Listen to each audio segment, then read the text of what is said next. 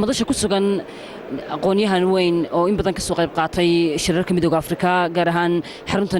dalka Itoobiya ee sababa Maxamed Ciise Aadan oo ah advocate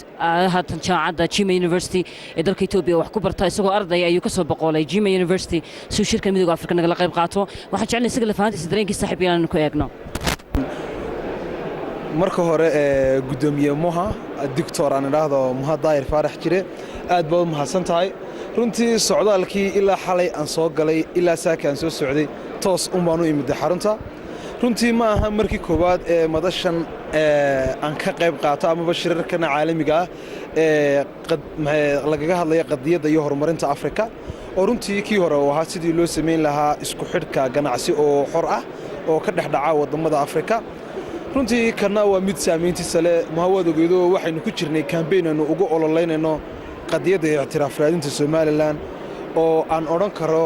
waxaynu kaalin muhiim ah kaga jirnaa sidii aynu meel walba u gaarsiin lahayn qadiyadda Somaliland runtii sanadkii hore kaarkayga waxa ku qornaa Somaliland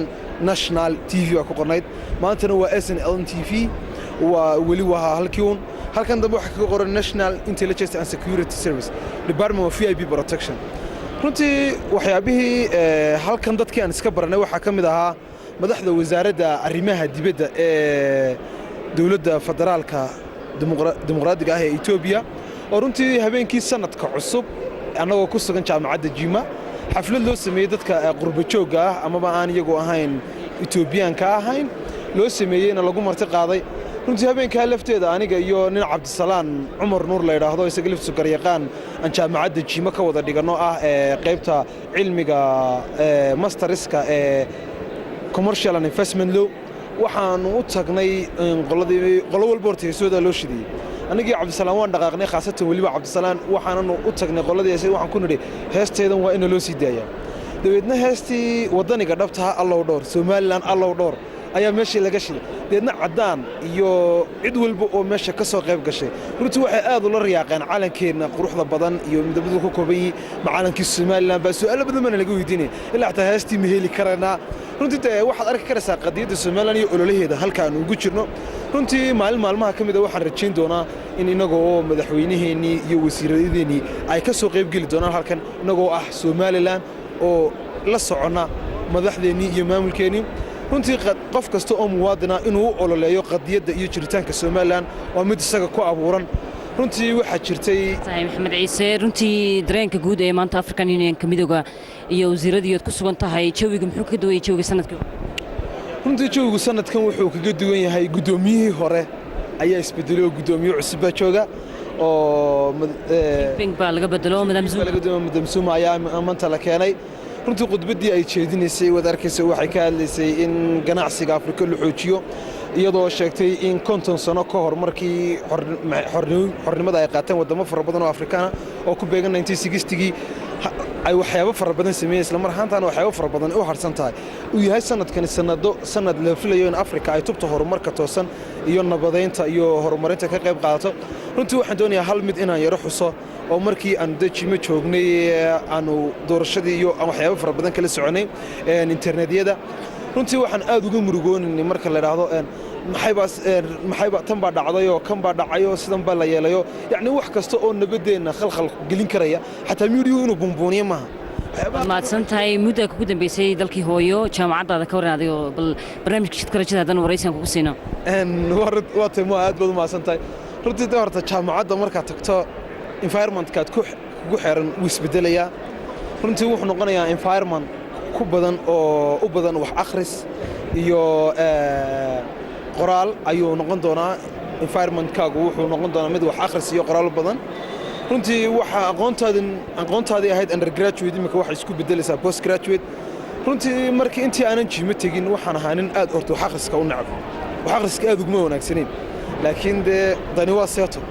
maanta waxaan dhigay record ah inaan 7 subaxnimo halkan fadhiistay 3 habeenimo ka kacaysaan waxba akhriyay my first time dhinaca qoraalka oo kale qalin birooga aad qaadato ilaa aad dhamayso kaalumi ma monitoring waxaan dhameeyay imika 2 qalin baa iga dhamaaday isagoo cusubta sayfid khadka ka dhamaaday haddana mid kale qaatay waxay cadeynaysaa yani sida commitment-ka waxbarashada ay kaaga go'antay runtii Itoobiya gaar ahaan jiima waxyaabaha aad ka wala yaab waxa kamid ah waxbarashada iyo aqoonta lagama faanayo maadsantahay aad fariinta u diraysa guud ahaan daawadayaasha barnaamijka runtii daawadayaasha waxaan leeyahay wax akhriska iyo aqoontu waa wax akhris iyo qoraal hal mid baan jecelahay inaan daawadayaasha tusaale ugu soo qaato markii aan jiimo tagnay waxaan aragnay arday baalashla haddana jaamacadda dhiganaya macallin lecturer oo haddana ra'iisla ah oo timo haddana waa lecturer jaamacadda wax ka dhigay yacni waxay cadeynaysaa inaan aqoontu aanay ka joojinin inaad shaqaysato adigoo shaqaysanaya aqoontooda dhinac walba ka shaqaysanaya waxaan leeyahay cilmiga furaha cilmigu waa wax akhriska iyo lagu dadaalo qoraalka والسلام عليكم ورحمة الله وبركاته. يا سلام برنامج كدان كوسا نقد محمد عيسى هذا إن بدن بدك دادي برنامج كشكل دلك جوديسي أو أرضية شقيني هاتن كوسا مديقو أفريقيا جود هان داوديش برنامج كي أصحابتي قويسكي عائلات كي كاركتي. runtii wallahi horta maxay adiga horta ku salaamaya oo haatan kan igula sugan oo dhowr mar kastaba saxaafadda Soomaaliland iyo tadriiskaba u suurtageliyeen ka qayb qaataan shirarka caynkana ku casuuma waxaan runtii aad halkan uga salaamaya waalidkayga oo igu horeysay hooyaday waan runtii far badan kala maqneen oo deyntii aan wadanka ka maqnaan muddo inaan xoog uga xiisay aabahay walaalahay bahdii TV-ga qaranka oo runtii iyaga laftooda ha colleagues aad igu dheer oo muddo badan aan wada shaqeyn kulay asxaab kale oo halkay magacooda ku xisay runtii oo aad aanan u soo koobin intii magacaygii muuqayga taqaana agteeda qiimaha kale aan agtooda qiimaha kale yahay waxaan leeyahay aad baan idin salaamaya wadankii waan u xiisay idinkana waan idin xiisay xariga maxaad ka baratay Itoobiya muddo ka sameeyay الله والله بالله سؤال ردي أدو ناكتن أم حارقة وحيابها آد كو قصر كبدان لا كبرت وحا كمدها سو واقفك دبدتنا ميل بلقلا يودنا يدو ماشي حل قفل وقلت لك لا ينقلو اي وحن اري سو الله حاجه كودا ما عندي سو الله لا والله قلت واش انت بيت ولا مالين واش تبيد غازي وهذا aad baad u maadsan tahay waxaad jeceshahay in hees lagu sii daayaco barnaamijka shirka rajada si gaar ah kugu maamusno maxamed ciise aadan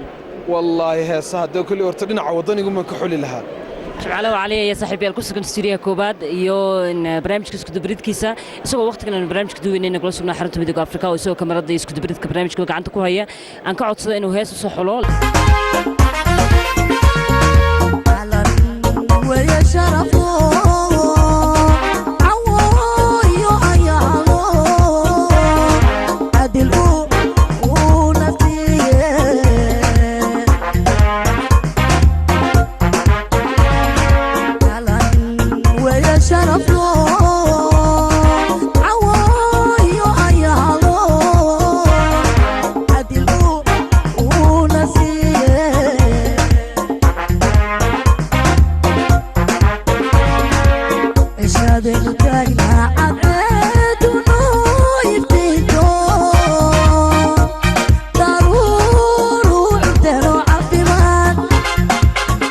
عفيما دراني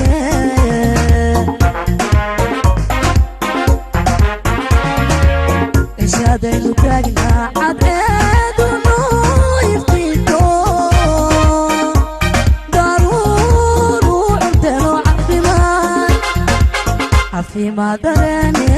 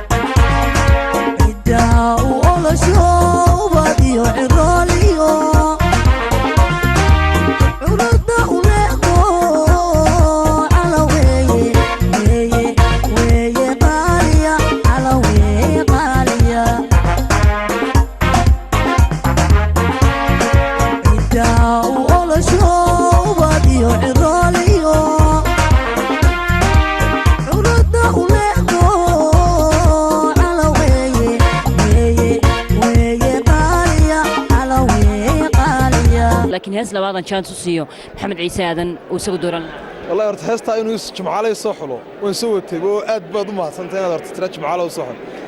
ما مركا كل ده دلير نولي هدنا عشايلك طلوا ده سفرة برشة والله دنيعي wax barashada iyo jacaylka iyo markii heesaha ay noqoto way nuuciye badan waxaan jeclaan lahaa hees yar oo dhinacna jacaylka dhinacna wax barasho ka oo uu qaado fanaanka Axmed Cali Bacalwaan oo tiraahdo jeero tacliinta dhamayso iska dhaaf jacayl iska dhaaf ha ku dhigin iskuulka iska dhaaf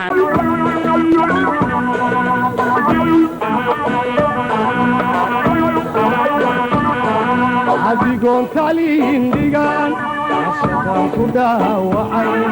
وحدو كدقيا habarweyne jiilaal dadku oo la dholondholay inaba habeenahaa digoo taliyin dhigaan cashaqan ku dhaawacay waxa uu ka dhigayaa habarweyne jiilaal dadku oo la dholondholay inaba habeenahaa intadeed u dhaashee dadku dhowrayeene dhexda oo ku kadan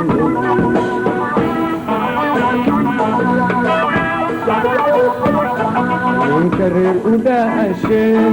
dadku dhowrayeene dhexda oo ku kadan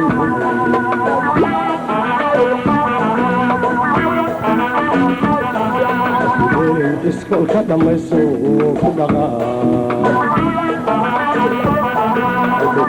jacayl ha ku dhiran iskaga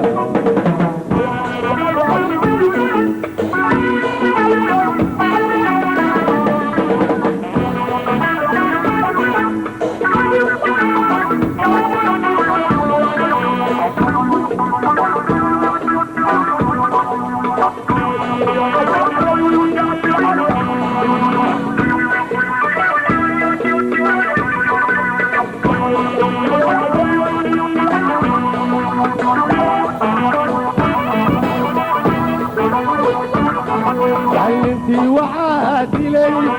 dadka arooryaal dawida jacaylkii mar hadduu dhigo qaal dhulka oo dhaqaaq yahay yaaladeelin uqodii intii waxaa dilay dadka arooryaal dawida jacaylkii mar hadduu dhigo qaad dhulka oo dhaqaaq yahay yaaladeelin uqodii alloo dhugmaystaa nabadaad marayso aad ku dheel marayse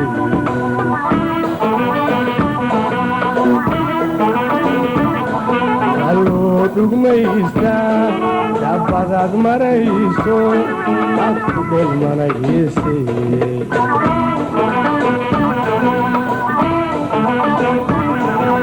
belin iskolka dhammayso ku dhaqaa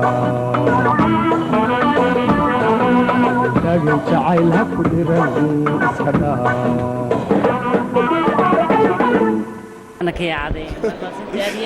kaasi waxa uu ahaa maxamed ciise aadan saaxiibayaal waxaan ku sugnay saaxiibayaal midowga afrika xaruntiisa koobaad ee qaaradda afrika ee sabab ku taala dhammaantiin waxaan ku dhaafaynaa asalaamu calaykum waraxmatullaahi wabarakaatuh